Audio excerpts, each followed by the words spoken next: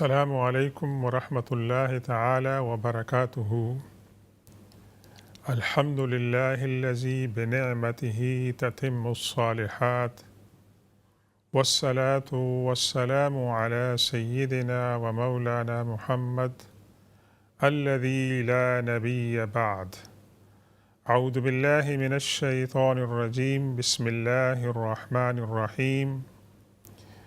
من المؤمنین رجال صدقوا ما عاهدوا الله علیہ فمنهم من قضى نحبه ومنهم من ينتظر وما بدلوا تبدیلا۔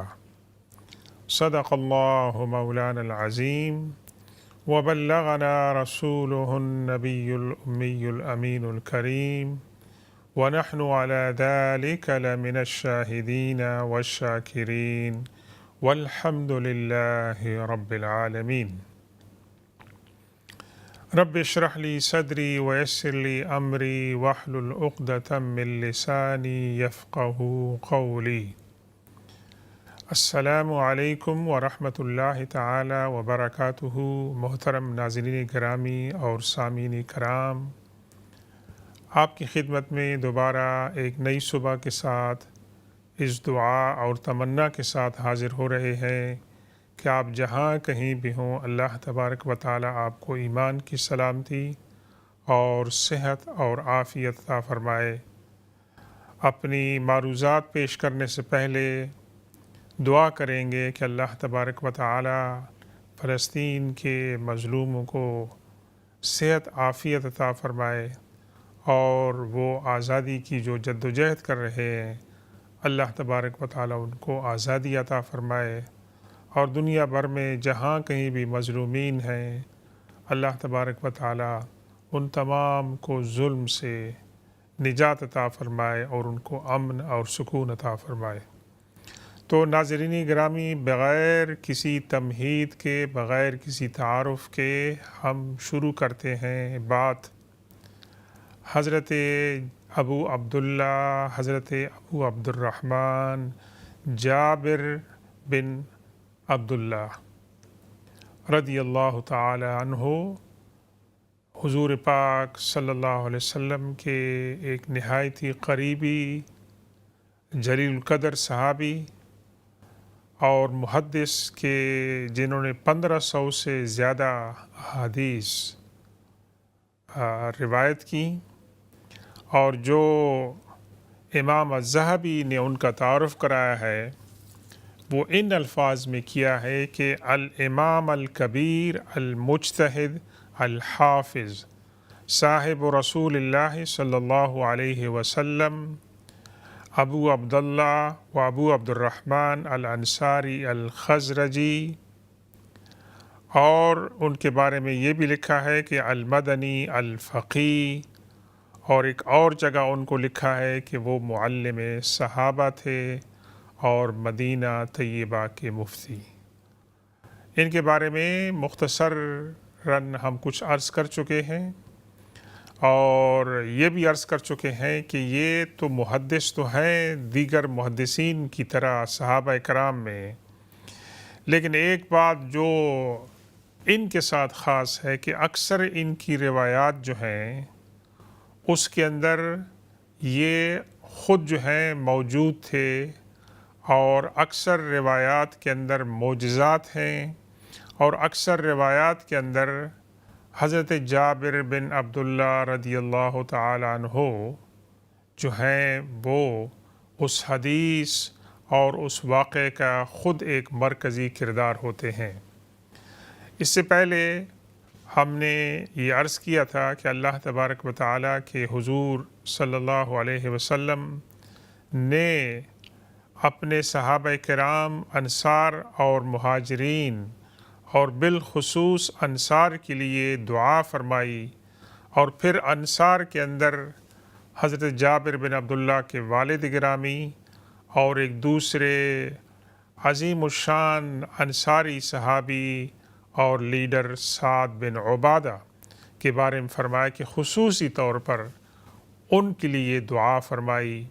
تو یہ صحابہ کرام خوش قسمت تھے جنہیں حضور پاک صلی اللہ علیہ وسلم کی صحبت نصیب ہوئی اور جنہیں اللہ کے رسول صلی اللہ علیہ وسلم نے اپنی دعاؤں سے بھی سرفراز فرمایا۔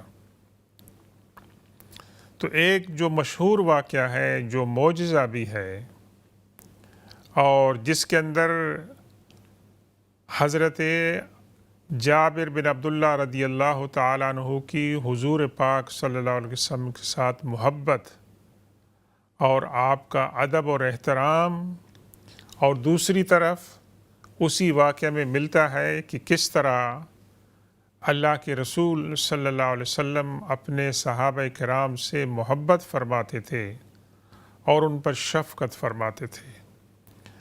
ہم تو یہ واقعہ پڑھ چکے ہیں، اور آپ حضرات میں سے جو مدینہ طیبہ کی زیارت کر چکے ہیں، آپ نے جہاں پر کہ خندق کا واقعہ ہوا تھا ان مقامات کی بھی آپ نے زیارت کی ہوگی۔ ہو سکتا ہے آپ تفصیل سے اندر نہ گئے ہوں، لیکن یہ جو معرکہ تھا یہ اسلام کے لیے ڈو اور ڈائی کا معاملہ تھا، اور یہ معاملہ اگر ناکام ہو جاتا تو نامعلوم اسلام کا مستقبل کیا ہوتا۔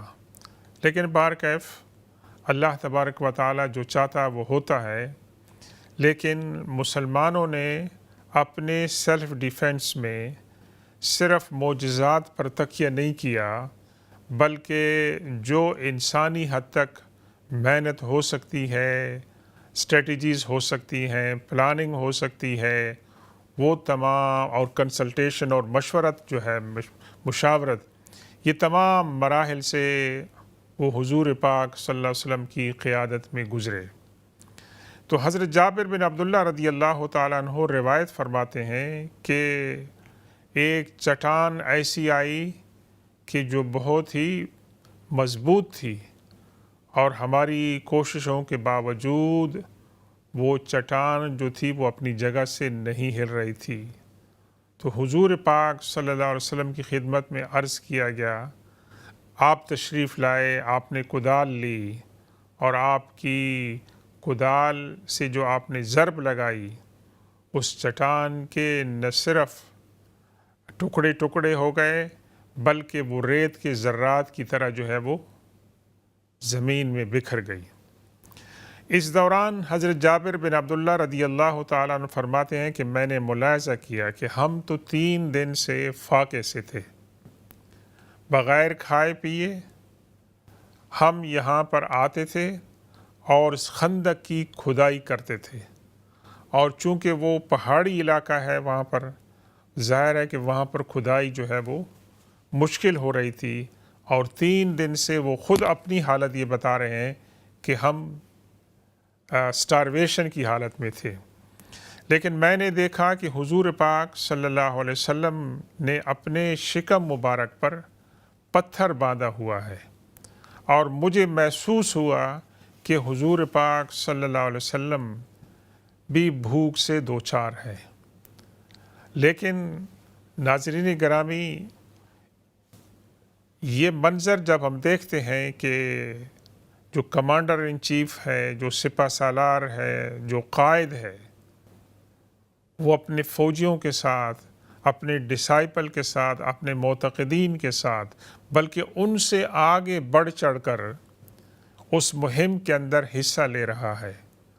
جہاں پر یہ جذبہ ہوگا وہاں پر اللہ تبارک و تعالیٰ ان کو کامیابی عطا فرمائے گا، اور وہاں جو معتقدین ہیں، جو ڈسائپلز ہیں، جو فالوورز ہیں، ان کے دل کے اندر اپنے آقا کی، اپنے کمانڈر کی رسپیکٹ ہوگی، اور وہ چاہیں گے کہ وہ اپنے کمانڈر کو زیادہ تکلیف نہ دیں، اور وہ خود جو ہے ان کے لیے محنت کریں۔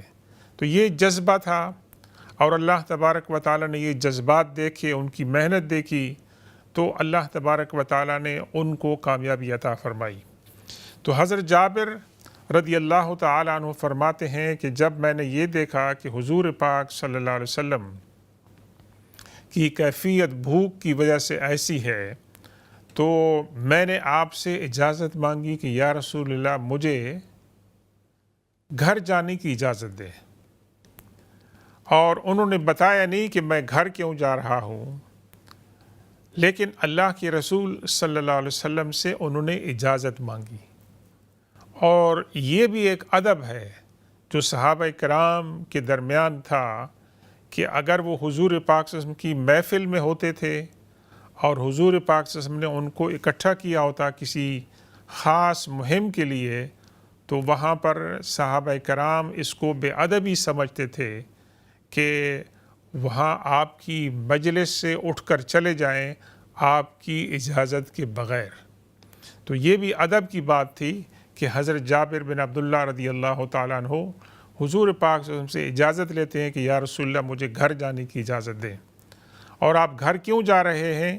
کہ گھر جا کے اپنی بیوی سے یہ کہنے کے لیے کہ کوئی کھانا ہے کہ جب ہم حضور پاک صلی اللہ علیہ وسلم کی خدمت میں پیش کر سکیں، کیونکہ وہ تو فاقہ کا جو ہے وہ شکار ہیں۔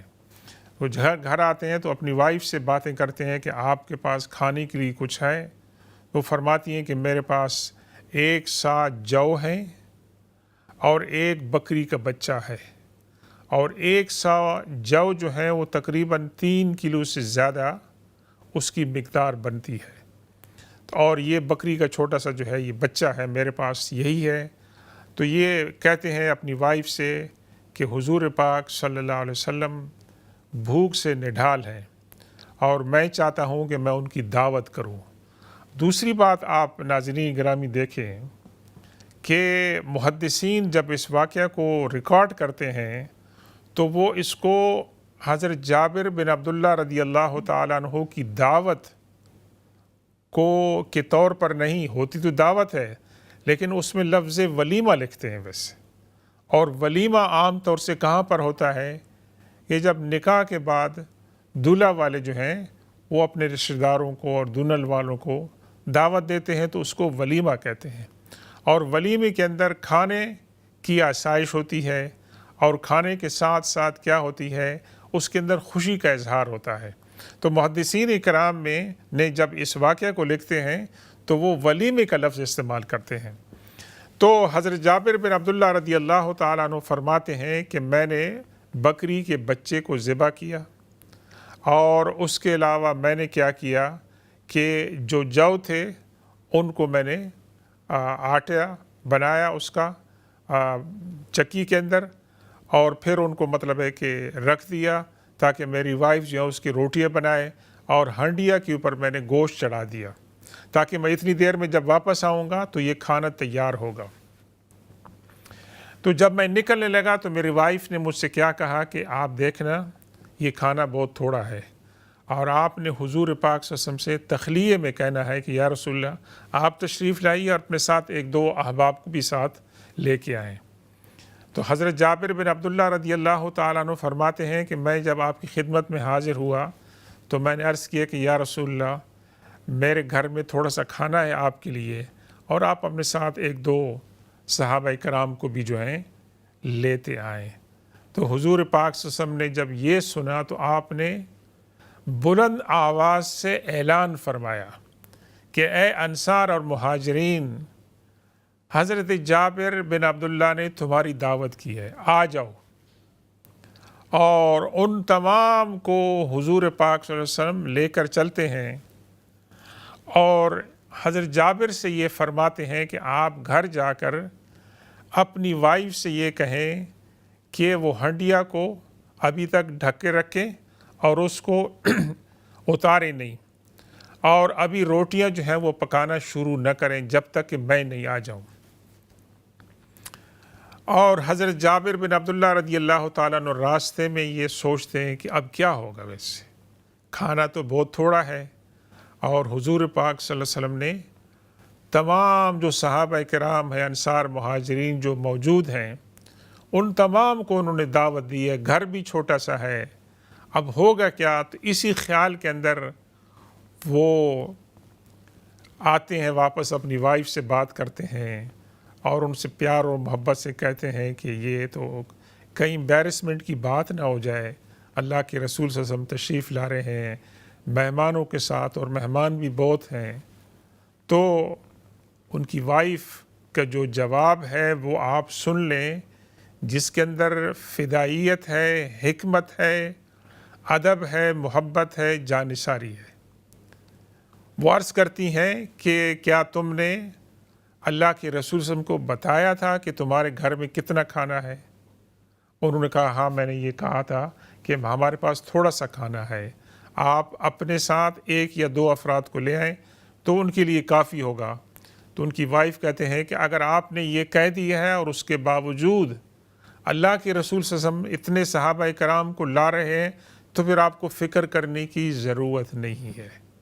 یہ ان کا ایمان تھا، یہ ان کا عقیدہ تھا اللہ کے اوپر اور اللہ کے رسول صلی اللہ علیہ وسلم کے اوپر، اور اس بات کے اوپر کہ کھانے کی کمی نہیں ہوگی، کھانے کی برکت ہوگی، کیونکہ اللہ کے رسول صلی اللہ علیہ وسلم تشریف لا رہے ہیں، اور اللہ کے رسول صلی اللہ علیہ وسلم تشریف لا رہے ہیں اس نالج کے بعد کہ ان کو معلوم ہے کہ گھر کے اندر کھانا جو ہے وہ تھوڑا ہے۔ اور ناظرین کرام، یہ ایک واقعہ ہے، لیکن احادیث میں، سیرت کی کتابوں میں اس طرح کے اور بہت سے واقعات ہیں جس کے اندر پانی تھوڑا ہوتا ہے، کھانا تھوڑا ہوتا ہے، لیکن اللہ کے رسول صلی اللہ علیہ وسلم کی برکت سے اور معجزے سے اس کھانے کے اندر برکت ہوتی ہے، اور تمام لوگ اس کو سیر ہو کر کھا بھی لیتے ہیں، اور پھر بھی وہ کھانا جو ہے وہ بچ جاتا ہے۔ تو یہاں پر بھی یہ ہوتا ہے کہ اللہ کے رسول صلی اللہ علیہ وسلم جب تشریف لاتے ہیں تو اللہ کے رسول صلی اللہ علیہ وسلم اپنا لعاب دہن، جو آٹا ہوتا ہے اس کے اندر، اور جو کھانا جہاں بن رہا ہوتا ہے اس کے اندر بھی رکھتے ہیں، اور اس کے ساتھ ساتھ آپ برکت کی دعا بھی فرماتے ہیں، اور فرماتے ہیں خاتون خانہ سے کہ آپ اپنے لیے ایک دوسری خاتون کو بلا لیں جو آپ کو روٹیاں بنانے میں مدد کرے۔ تو آپ نے فرمایا کہ آپ نے ہنڈیا جو ہے اس کو اتارنا نہیں ہے، اور جو تنور جہاں آپ روٹیاں پکا رہے ہیں اس کے اوپر بھی آپ نے ڈھکنا رکھنا ہے۔ اور اللہ کے رسول صلی اللہ علیہ وسلم جو خود فاقے سے ہیں، جنہوں نے پیٹ پر پتھر باندھا ہوا ہے، سبحان اللہ، قربان جائیں، ہمارے ماں باپ آپ پہ قربان جائیں، آپ کی فراست پہ، آپ کی شفقت پہ، آپ کی حکمت اور وزڈن پہ، کہ وہاں پر آپ تو چاہیے تھا کہ آپ بیٹھ جاتے نیچے اور آپ دعا فرماتے، کیونکہ آپ تھکاوٹ بھی ہے، بھوک بھی ہے، اور آپ تو لیڈر ہیں، قوم کے پیغمبر ہیں، لیکن آپ وہاں پر کھڑے ہو جاتے ہیں ویسے، اور آپ ان سے کہتے ہیں کہ روٹی بنائیں، اور روٹی بنا کے حضور پاک صلی اللہ علیہ وسلم اس ہنڈیا میں سے خود گوشت کی بوٹیاں نکال کر روٹی کے اوپر رکھتے ہیں، اور صحابہ کرام کو ایک ایک کر کے بلا کے دیتے ہیں، اور ان سے فرماتے ہیں کہ آپ لوگ رش نہ کریں۔ اور یہ تمام کتنے صحابہ کرام تھے؟ ایک روایت میں 800 تھے، ایک میں 900 تھے، ایک میں 1000 تھے، لیکن وہ جو کھانا جو 3-4 افراد کے لیے تھا کہ منیمم بیسک تھا کہ وہ تھوڑا سا کھا لیتے، اور ان کا مطلب ہے کہ پیٹ اس وقت کے حالات کے لحاظ سے بھر جاتا۔ اللہ کے رسول صلی اللہ علیہ وسلم کی برکت سے اور معجزے سے وہ کھانا 800-900 1000 افراد کے لیے پورا رہا، بچ بھی گیا، اور پھر اللہ کے رسول صلی اللہ علیہ وسلم نے وصیت فرمائی حضرت جابر بن عبداللہ رضی اللہ تعالیٰ عنہ کی اہلیہ سے، کہ فرمایا کہ آپ یہ اپنے پڑوسیوں اور جو جاننے والے لوگ ہیں ان کے اندر بھی جو ہے وہ تقسیم کر دیں۔ حضرت جابر بن عبداللہ رضی اللہ تعالیٰ عنہ فرماتے ہیں کہ وہ کھانا اسی طرح رہا جس طرح تھا، اور اس کے اندر برکت ہوئی، یہ تمام لوگوں نے بھی کھانا کھا لیا، اور اس کے باوجود بھی کھانا جو ہے وہ بچ گیا۔ تو یہ اللہ کے رسول صلی اللہ علیہ وسلم کا معجزہ تھا، اللہ کے رسول صلی اللہ علیہ وسلم کی برکت تھی۔ اور اس کے ساتھ ساتھ حضرت جابر بن عبداللہ رضی اللہ تعالیٰ عنہ و ارضاہ اور ان کی اہلیہ کا حضور پاک صلی اللہ علیہ وسلم کے ساتھ جو محبت تھی اور پیار تھا، آپ کا جو ادب اور احترام تھا اس کا اظہار تھا، اور دوسری طرف اللہ کے رسول صلی اللہ علیہ وسلم کا اپنے صحابہ کرام کے ساتھ، اور پھر حضرت جابر بن عبداللہ رضی اللہ تعالیٰ عنہ کو یہ شرف عطا فرمایا کہ آپ ان کے گھر میں زیارت کے لیے تشریف لائے، اور اس کھانے کے اندر آپ نے اپنا لعاب دہن ڈالا اور دعا فرمائی، اور اس کے اندر جو ہے وہ برکت ہو گئی۔ تو یہ جو حدیث ہے یہ حدیث متفق علیہ ہے، یعنی جس کو امام بخاری، امام مسلم کے علاوہ دیگر محدثین نے بھی حضرت جابر بن عبداللہ رضی اللہ تعالیٰ عنہ کی زبان مبارک سے روایت کیا، اور اس کے اندر تھوڑے سے ڈیفرنٹ ورژنز ہیں، لیکن خلاصہ وہی ہے جو ہم نے آپ کے سامنے عرض کر دیا۔ اور اس کے علاوہ بھی حضرت جابر بن عبداللہ رضی اللہ تعالیٰ عنہ کے ایسے واقعات ملتے ہیں کہ جس کے اندر آپ براہ راست اس کے اندر انوالو ہوتے ہیں، اور ایک واقعہ ہم دوسرا عرض کرتے ہیں کہ جس کے اندر معجزہ ہوتا ہے، اور جس کے اندر برکت ہوتی ہے، اور جس کے اندر حضور پاک صلی اللہ علیہ وسلم اور حضرت جابر بن عبداللہ رضی اللہ تعالیٰ عنہ کے درمیان پیار اور محبت، ادب اور احترام کا جو رشتہ ہے اس کا اظہار ہوتا ہے۔ احد کے واقعے کے بعد ایک دوسرا واقعہ غزوہ پیش آیا جس کو ذات الرقاع کہتے ہیں، اور اس کی روایت کرتے ہیں حضرت جابر بن عبداللہ رضی اللہ عنہ کہ میں ایک اونٹ پر سوار تھا، لیکن میرا اونٹ جو تھا وہ بہت ہی ضعیف تھا اور بہت ہی سست تھا، یہاں تک کہ میں اپنے قافلے والوں کے ساتھ، صحابہ کرام کے ساتھ جو میں چل رہا تھا اپنے اونٹ پر، میرا اونٹ اتنا ضعیف تھا، سلو تھا کہ میں سب سے پیچھے رہ گیا۔ اور یہ بات حضرت جابر بن عبداللہ رضی اللہ تعالیٰ عنہ کو محسوس ہو رہی تھی کہ صحابہ کرام آگے نکل چکے ہیں، اور حضور پاک صلی اللہ علیہ وسلم کی یہ عادت مبارکہ تھی کہ آپ صحابہ کرام سے کہتے تھے کہ تم آگے چلو، اور آپ پیچھے چلتے تھے، اس لیے کہ حضور پاک صلی اللہ علیہ وسلم کے ساتھ فرشتے بھی جو ہے وہ آتے تھے، تو آپ صحابہ کرام کو آگے رکھتے تھے اور خود پیچھے چلتے تھے۔ تو حضرت جابر رضی اللہ تعالیٰ عنہ فرماتے ہیں کہ میں اسی سست رفتاری کے ساتھ چل رہا تھا کہ اللہ کے رسول صلی اللہ علیہ وسلم کو میں نے پایا کہ آپ انتظار کر رہے ہیں، اور آپ نے پوچھا کہ جابر تمہیں کیا ہوا، تم اس حالت میں کیوں ہو؟ تو حضرت جابر رضی اللہ تعالیٰ عنہ نے عرض کی کہ یا رسول اللہ میرا اونٹ جو ہے وہ بہت سست ہے۔ تو آپ نے فرمایا کہ جابر تم اپنے اونٹ سے اتر جاؤ اور مجھے اپنی چھڑی دو۔ اور وہ چھڑی جو تھی وہ کیا تھی کہ اللہ کے رسول صلی اللہ علیہ وسلم نے، ایک روایت میں آتا ہے کہ آپ نے کہا کسی درخت سے ایک شاخ مجھے کاٹ کے دو، اور وہ آپ نے ہلکی سی حضرت جابر بن عبداللہ رضی اللہ تعالیٰ عنہ کے اونٹ کے اوپر لگائی، اور اس کے بعد حضرت جابر بن عبداللہ رضی اللہ تعالیٰ عنہ اونٹ کے اوپر سوار ہو گئے۔ تو فرماتے ہیں کہ اللہ کے رسول صلی اللہ علیہ وسلم کے اس عمل اور دعا کی برکت سے یہ ہوا کہ وہ میرا اونٹ بہت ہی آگے نکل گیا، اور وہ صحابہ کرام جو بہت آگے تھے وہاں سب سے آگے نکل گیا، یہاں تک کہ حضور پاک صلی اللہ علیہ وسلم کا جو اونٹ تھا اس کے مقابلے میں بھی تیز رفتاری میں وہ بہت ہی پیش تھا۔ اور وہاں پر اللہ کے رسول صلی اللہ علیہ وسلم نے حضرت جابر بن عبداللہ رضی اللہ تعالیٰ عنہ سے ایک تو ان کو اپنا یہ معجزہ عطا فرمایا، اور اس کے ساتھ ساتھ ان کے لیے برکت کی دعا فرمائی، اور اونٹ حضور صلی اللہ علیہ وسلم کی برکت اور دعا کے نتیجے میں تیز رفتار ہو گیا۔ اور ساتھ ساتھ جب یہ دونوں ساتھ ساتھ چل رہے ہیں تو بات چیت بھی ہو رہی ہے، اور بات چیت اللہ کے رسول صلی اللہ علیہ وسلم کو پتہ ہے کہ یہ جابر کون ہے، یہ وہ ہیں کہ جن کے والد معرکہ احد میں شہید ہو گئے تھے، اور جن کی گھر میں جو ہے 7 یا 9 جو ہے وہ بہنیں ہیں، اور ان کے والد کا قرضہ بھی ہے، اور ان کے حالات معاشی جو ہیں وہ اچھے نہیں ہیں۔ تو حضور پاک صلی اللہ علیہ وسلم ان کے ساتھ یہ گفتگو جاری رکھتے ہیں۔ انشاءاللہ جب ہم وقفے سے واپس آئیں گے تو اس کے بعد اس گفتگو کو جاری رکھیں گے، اور وقفے کے بعد اگر آپ کے کچھ سوالات ہیں تو انشاءاللہ ان کے جوابات بھی دینے کی کوشش کریں گے۔ ہمارے ساتھ رہیے۔ سبحان ربک رب العزت عما یصفون وسلام علی المرسلین والحمد للہ رب العالمین۔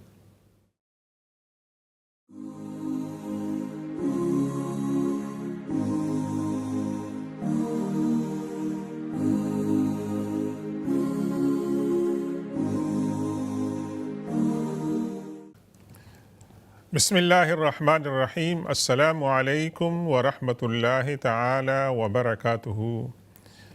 ناظرین گرامی، ویلکم بیک۔ ہماری اس نشست کے حصے میں اگر آپ کے کوئی سوالات ہیں تو آپ پیش کر سکتے ہیں، انشاءاللہ ہم جوابات دینے کی کوشش کریں گے۔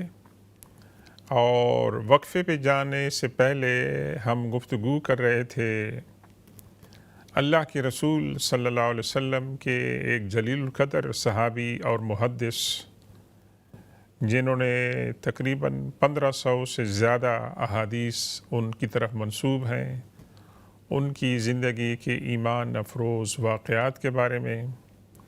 اور ہم بات کر رہے تھے کہ حضرت جابر بن عبداللہ رضی اللہ تعالی عنہ ایک معرکے میں تشریف لے جا رہے تھے جس کا نام ذات الرقاع ہے، اور جس اونٹ پر آپ سوار تھے وہ انتہائی کمزور تھا، اور اللہ کے رسول صلی اللہ علیہ وسلم کی دعا اور برکت سے اور آپ کی ہلکی سی ضرب سے اونٹ اتنا تیز ہو گیا کہ تمام اونٹوں سے آگے نکل گیا، یہاں تک کہ حضور پاک صلی اللہ علیہ وسلم کے اونٹ سے بھی آگے نکل گیا۔ تو اس دوران میں بات ہو رہی تھی، درمیان میں دونوں اونٹوں پر سوار ہیں، گفتگو بھی ہو رہی ہے، بہت ہی شفقت کی، پیار اور محبت اور ادب و احترام کی۔ تو اللہ کے رسول صلی اللہ علیہ وسلم ان کے گھریلو حالات کے بارے میں پوچھتے ہیں کہ کیسے ہیں۔ تو حضرت جابر رضی اللہ تعالیٰ عنہ عرض کرتے ہیں کہ یا رسول اللہ، میں نے شادی کر لی ہے، کیونکہ میرے والد صاحب کی وصیت تھی کہ اپنی بہنوں کا خیال رکھنا۔ ایک روایت میں ہے کہ 7 بہنیں تھیں، ایک روایت میں ہے کہ 9 بہنیں تھیں۔ تو اللہ کے رسول صلی اللہ علیہ وسلم ہلکی سی کیا نام ہے، اس کے اندر مزاح جو ہے وہ بھی فرماتے ہیں کہ آپ نے جو شادی کی ہے، کیا شادی آپ کی دلہن جو ہے وہ کنواری ہیں یا بڑی عمر کی ہیں؟ تو فرماتے ہیں کہ نہیں یا رسول اللہ، میں نے ایک ایسی خاتون سے شادی کی تھی جو آلریڈی شادی شدہ تھیں، طلاق ان کو ہوئی تھی۔ تو اللہ کے رسول فرمایا کہ بھی تم جوان ہو، تم نے اپنی جوان خاتون کیوں نہیں منتخب کی؟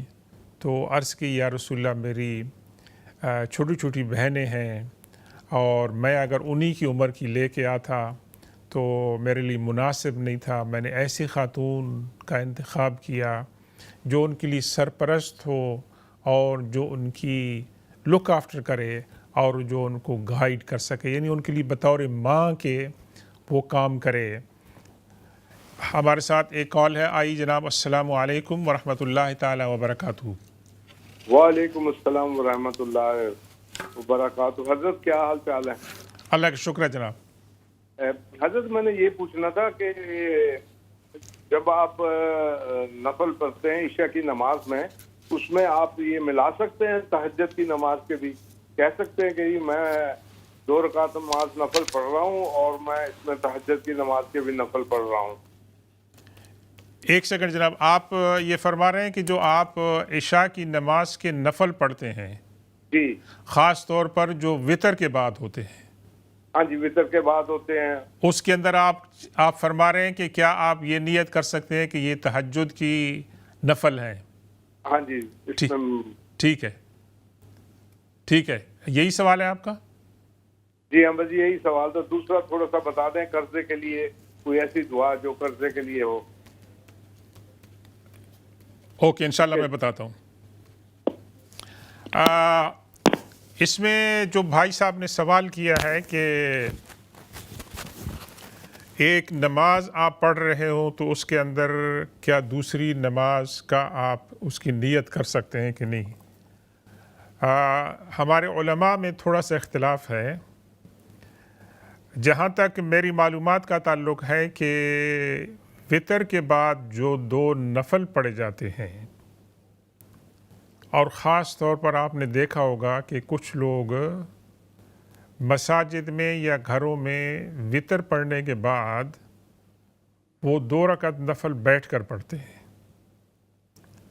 حالانکہ کھڑے ہو کر پڑھنے کا ثواب زیادہ ہے، اور وہ بیٹھ کر پڑھتے ہیں. وہ بیٹھ کر اس لیے پڑھتے ہیں، اگر کسی کے علم میں یہ بات نہیں ہے تو چونکہ حضور پاک صلی اللہ علیہ وسلم جب وطر پڑھتے تھے تو آپ کے وطر بہت لمبے ہوتے تھے اور اس کے اندر تھکاوٹ ہوتی تھی، تو حضور پاک صلی اللہ علیہ وسلم وطر کے بعد جو 2 رکعت نفل پڑھتے تھے وہ بیٹھ کر پڑھتے تھے. اور حضور پاک صلی اللہ علیہ وسلم وطر جب پڑھتے تھے تو وہ رات کو تہجد کے وقت پڑھتے تھے. یعنی وہ جب آپ اٹھتے تھے تو آپ نوافل پڑھتے تھے، اور تہجد کی نماز وطر کی نماز آپ کی آخری نماز ہوتی تھی، اور اس کے بعد 2 رکعت آپ بیٹھ کر پڑھتے تھے. تو علماء کرام لکھتے ہیں کہ اگر آپ بیٹھ کر پڑھتے ہیں اور اس نیت سے پڑھتے ہیں کہ یہ حضور پاک صلی اللہ علیہ وسلم کی سنت ہے، ایون دو کہ آپ تھکے ہوئے نہیں ہیں، اگر آپ پڑھ لیں گے تو امید ہے کہ آپ کو ثواب ملے گا سنت کا. ایک کال ہے ہمارے ساتھ. السلام علیکم ورحمۃ اللہ وبرکاتہ. وعلیکم السلام ورحمۃ اللہ وبرکاتہ.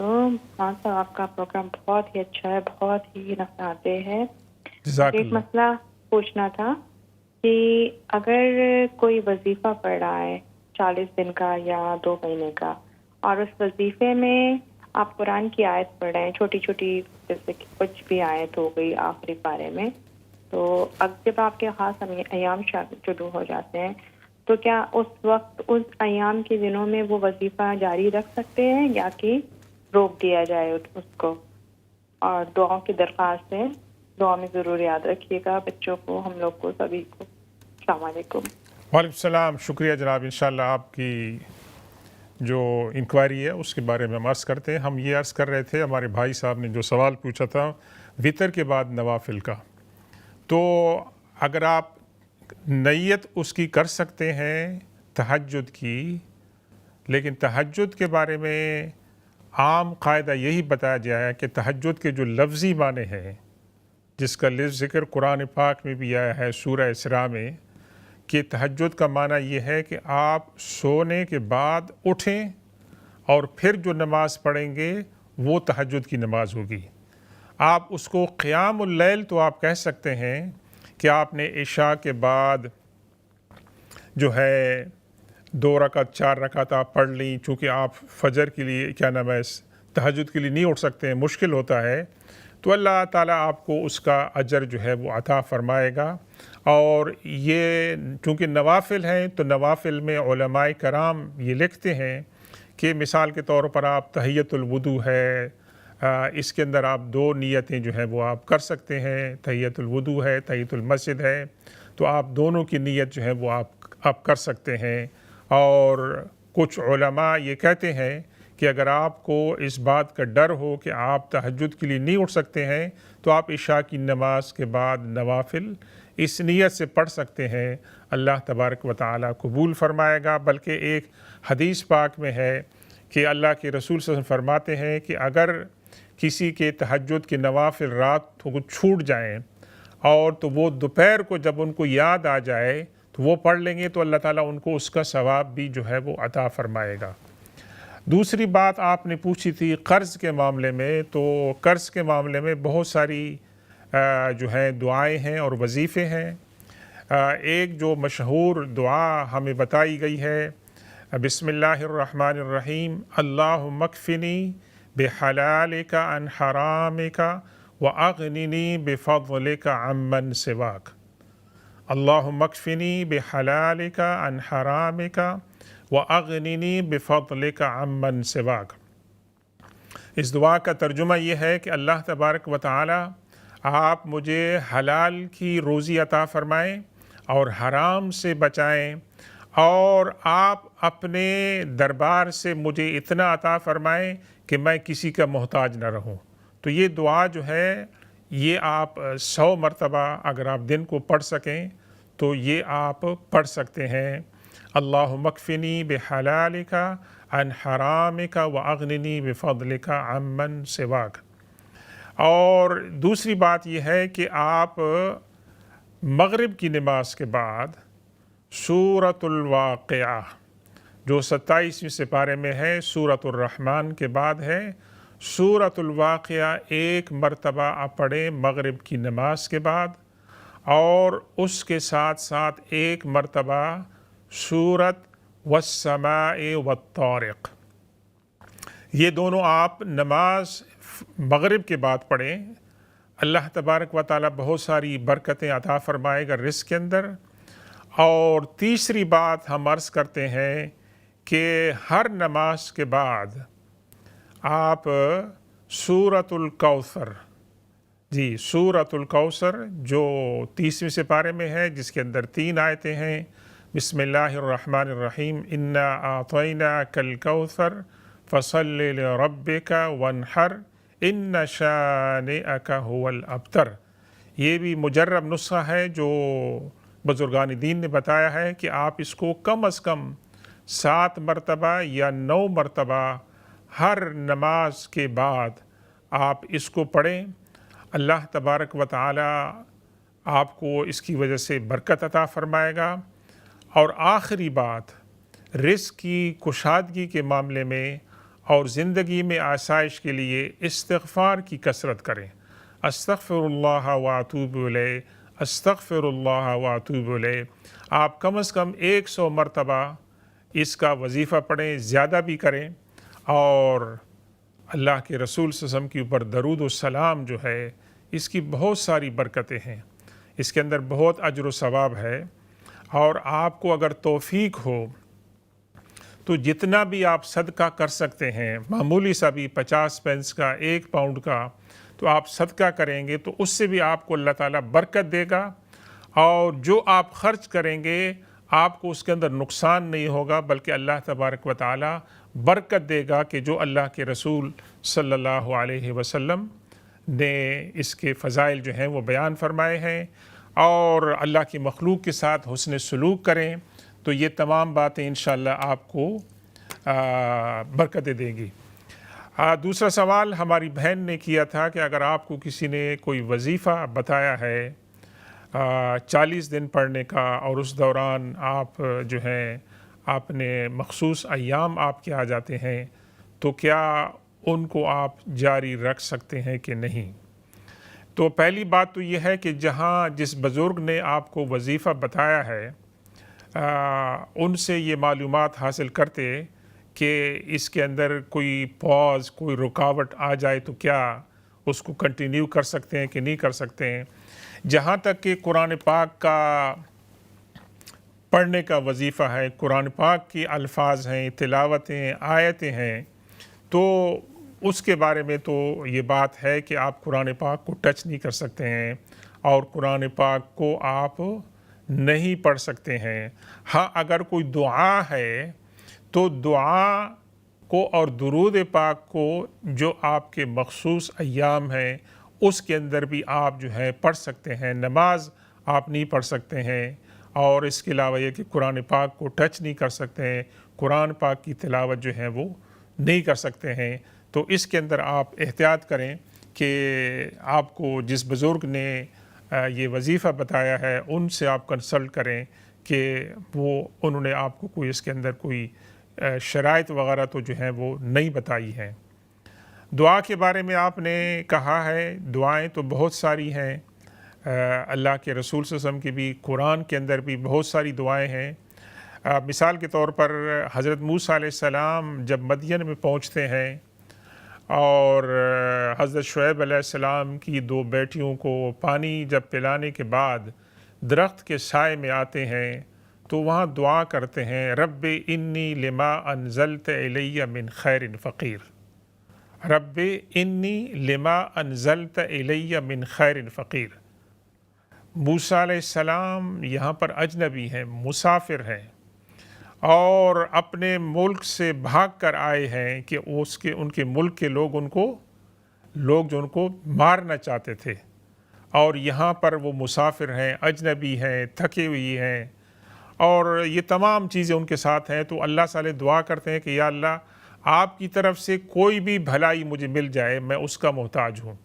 تو رب انی لما انزلت الی من خیر فقیر، یہ دعا جو ہے آپ کیے، انبیاء کرام کی دعا ہے۔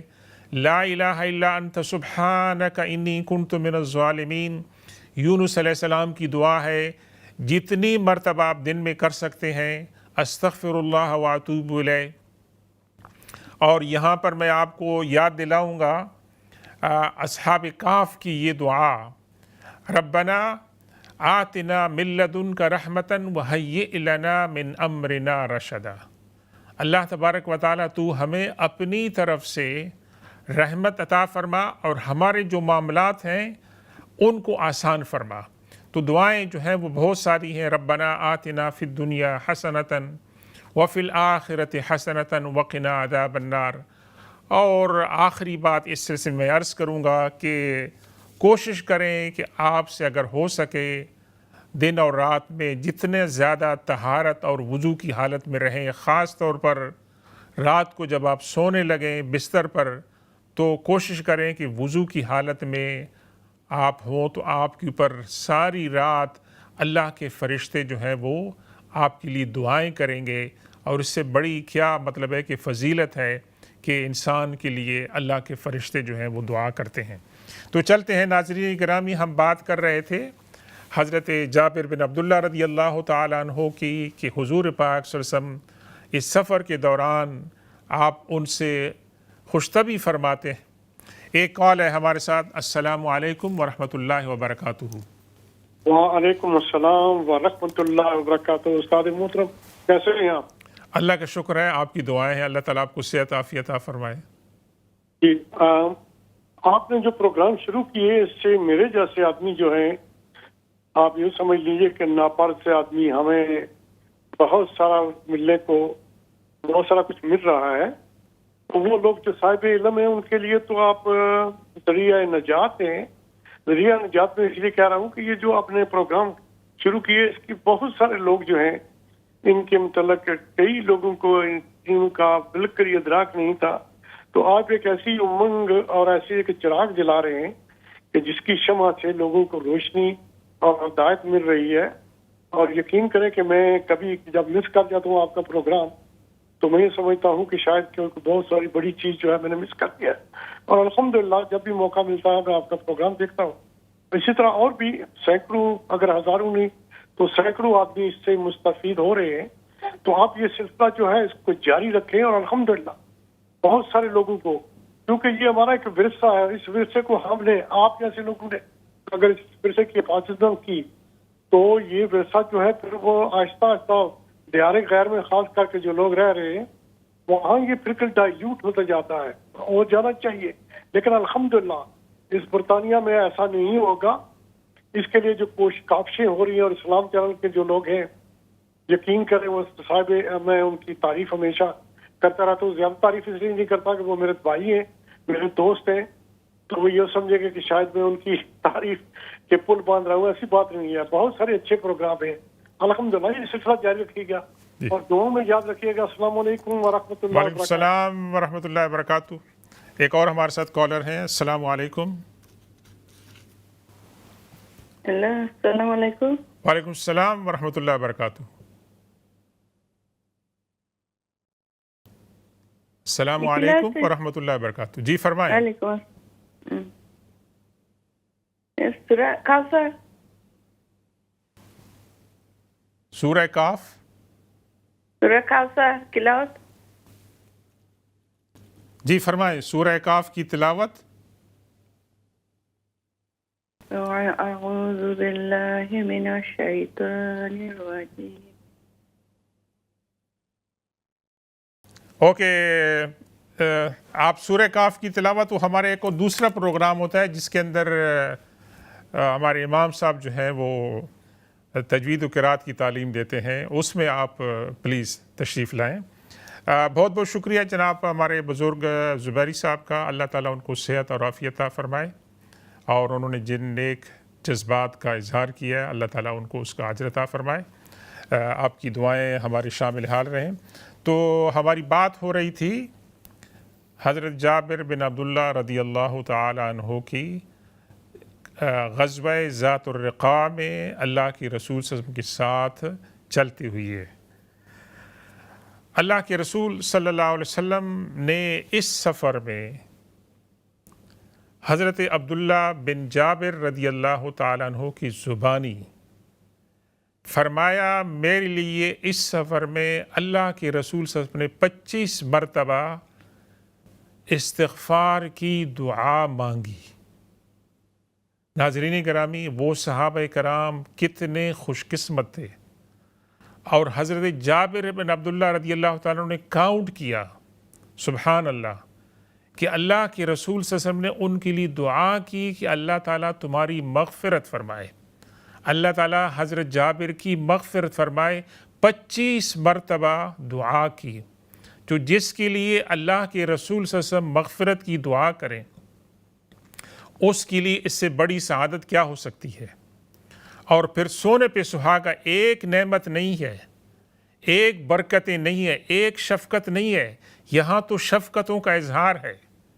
اللہ کے رسول صلی اللہ علیہ وسلم فرماتے ہیں، حضرت جابر بن عبداللہ رضی اللہ تعالیٰ عنہ کہتے ہیں کہ حضور صلی اللہ علیہ وسلم فرمایا کہ بھائی جابر، یہ اونٹ مجھے بیچ دو، یہ وہی اونٹ ہے جو کمزور تھا، اور حضور صلی اللہ علیہ وسلم کی برکت سے، دعا سے وہ کتنا طاقتور ہو گیا اور تیز رفتار ہو گیا۔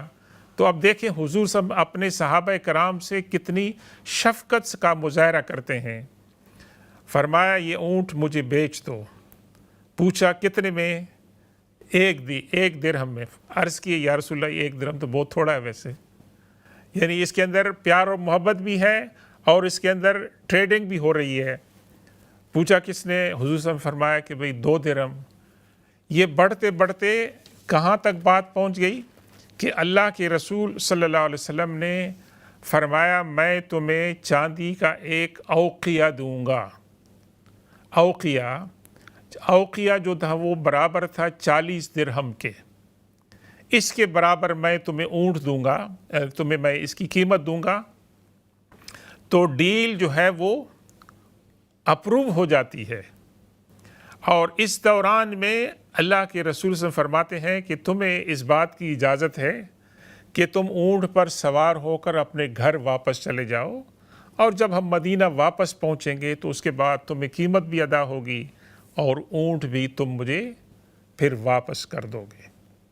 درمیان میں اور بھی واقعات ہوتے ہیں، اب یہ اتنا وقت نہیں ہے، لیکن جو بات کہنے کی ہے وہ یہ ہے کہ جب مدینہ تشریف لاتے ہیں تو حضرت جابر بن عبداللہ رضی اللہ تعالیٰ عنہ اپنی وائف سے حضور پاک صلی اللہ علیہ وسلم کے ساتھ جو باتیں ہوتی ہیں اس کا ذکر کرتے ہیں، تو ان کی وائف جو ہے وہ شکریہ کا اور خیر سگالی کے جذبات کا اظہار کرتی ہیں، کیونکہ اللہ کے رسول صلی اللہ علیہ وسلم نے دعا دی تھی۔ اور پھر حضرت جابر بن عبداللہ رضی اللہ تعالیٰ عنہ وعدے کے مطابق اونٹ کو پکڑ کر مسجد نبی کے سامنے آ کر وہاں پر اس کو بٹھا دیتے ہیں اسے۔ تو اللہ کے رسول صلی اللہ علیہ وسلم تشریف لاتے ہیں اور پوچھتے ہیں کہ یہ کس کا اونٹ ہے، یہاں اس کا کیا مطلب ہے رکھنے کا؟ تو لوگ عرض کرتے ہیں کہ یا رسول اللہ یہ حضرت جابر بن عبداللہ رضی اللہ تعالیٰ عنہ کا اونٹ ہے۔ بلاتے ہیں کہ جابر کو بلاؤ۔ جابر رضی اللہ تعالیٰ عنہ تشریف لاتے ہیں اور عرض کرتے ہیں کہ یہ ہماری جو ڈیل ہوئی تھی یہ آپ نے فرمایا تھا، تو یہ اونٹ میں آپ کو دے رہا ہوں۔ اور اللہ کے رسول صلی اللہ علیہ وسلم حضرت بلال کو فرماتے ہیں کہ جابر کو تم جو ہے ایک اوقیہ چاندی دو، اور اس کے اوپر مزید، یہ تو ہماری ڈیل ہوئی تھی نا، اس کے اوپر تھوڑا اور بھی زیادہ دے دو۔ اور جب ان کو وہ چاندی ملتی ہے، مقدار ملتی ہے، تو حضرت جابر بن عبداللہ رضی اللہ تعالیٰ عنہ جب گھر جانے کے لیے نکلتے ہیں تو اللہ کے رسول بلاتے ہیں، فرمایا جابر یہ اونٹ بھی تمہارا ہے، یہ قیمت بھی تمہاری ہے، یہ اونٹ بھی تمہارا ہے۔ سبحان اللہ۔ ناظرین گرامی، یہ کتنی ایمان افروز باتیں ہیں صحابہ کرام کی، حضور پاک صلی اللہ علیہ وسلم کی شفقت کی، آپ کی محبت کی، کہ حضرت جابر کو اونٹ دیا، اس پہ دعا فرمائی، وہ تیز رفتار ہو گیا۔ اس کو خریدنے کی ڈیل فرمائی، اور اس کی قیمت بھی ادا کی، اور قیمت ادا کرنے کے بعد وہ اونٹ بھی ان کو جو ہے وہ دے دیا۔ کیوں کہ اللہ کے رسول صلی اللہ علیہ وسلم کو پتہ تھا کہ یہ میرا صحابی جو ہے نادار ہے، اور ان کے لیے شفقت اور محبت اور دعائیں۔ تو یہ صحابہ کرام کی جو زندگی کے واقعات ہیں، ان کو پڑھنے سے ہمارا ایمان تازہ ہوتا ہے، ان کو پڑھنے سے ہم سیرت کو سمجھنے میں ہمیں آسانی ہوتی ہے۔ اللہ تعالیٰ ان کی زندگی کے واقعات کے بارے میں ہم نے جو کچھ کہا ہے اس کو قبول فرمائے، اور اللہ تبارک و تعالیٰ ہمیں حوض کوثر پر حاضری کی جو ہے سعادت عطا فرمائے۔ ہم ان کو سلام کریں۔ بسم اللہ الرحمن الرحیم۔ اللہم ربنا آتنا فی الدنیا حسنة وفی الآخرة حسنة وقنا عذاب النار۔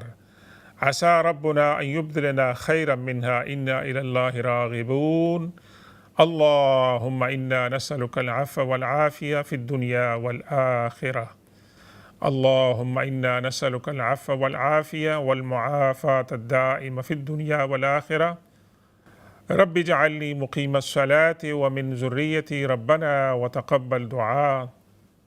ربنا اغفر لي ولوالدي وللمؤمنين يوم يقوم الحساب۔ اللهم ربنا هب لنا من أزواجنا وذرياتنا قرة أعين واجعلنا للمتقين إماما۔ اللهم اكفنا بحلالك عن حرامك وأغننا بفضلك عمن سواك۔ اللهم انصر إخواننا المظلومين في فلسطين۔ اللهم ارزقهم فتحا مبينا۔ اللهم اشفنا واشف مرضانا ومرضى المسلمين۔ اللهم ارحمنا وارحم موتانا وموتى المسلمين۔ اللهم ربنا ظلمنا أنفسنا وإن لم تغفر لنا وترحمنا لنكونن من الخاسرين۔ وصلى الله تعالى على خير خلقه سيدنا ومولانا محمد وآله وأصحابه أجمعين برحمتك يا أرحم الراحمين۔ والسلام عليكم ورحمة الله تعالى وبركاته۔